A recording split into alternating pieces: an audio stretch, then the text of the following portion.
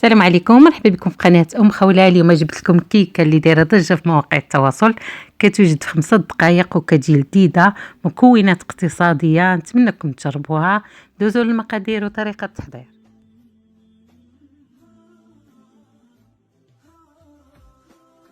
بالنسبة لهاد الكيكة تقدروا ديروا كيكة منزلية وتقطعوها، ولا كتخليوها بحال هكاك وكتسقيوها، ولا كتشريوها جاهزة. انا شريت الكيكة واجدة.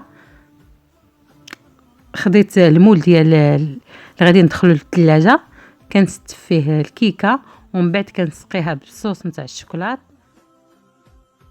بالنسبه للصوص نتاع الشوكولات تقدروا ديروا الحليب مع الشوكولات غبره، كتخلطوه وكتسقيو به الكيكه. بالنسبه للطبقه الثانيه انا خديت كريم شونتي سائله، زدت عليها شويه ديال السكر، طلعتها ودرتها من فوق الكيك.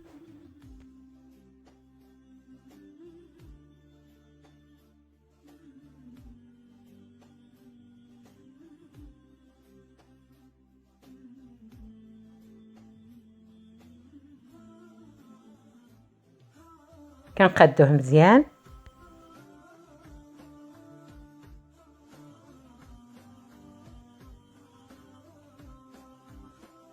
كندخلوه للثلاجه.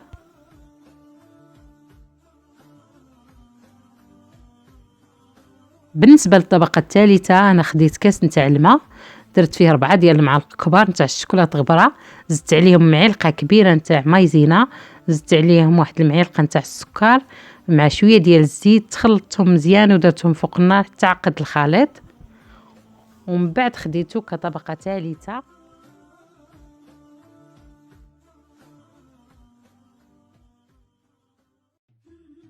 وتقدروا ديروا الشوكولاط مع الحليب، كتذوبوه وكديروه من الفوق، ولا الشوكولاط مع الكريمه.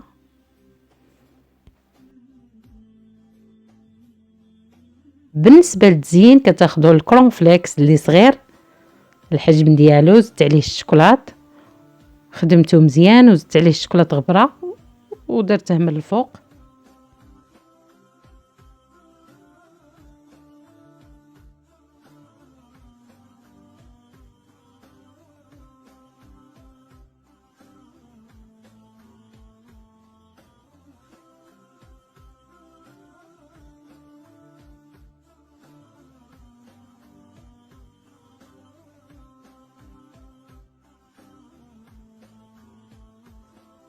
ها هو الشكل النهائي ديال الكيكه ديالنا. شوفوا كي جات لذيذه، كتشهي، كتخليوها تبرد وكتقدموها في السحور ولا في الفطور. والى اللقاء، الفيديو اخر ان شاء الله.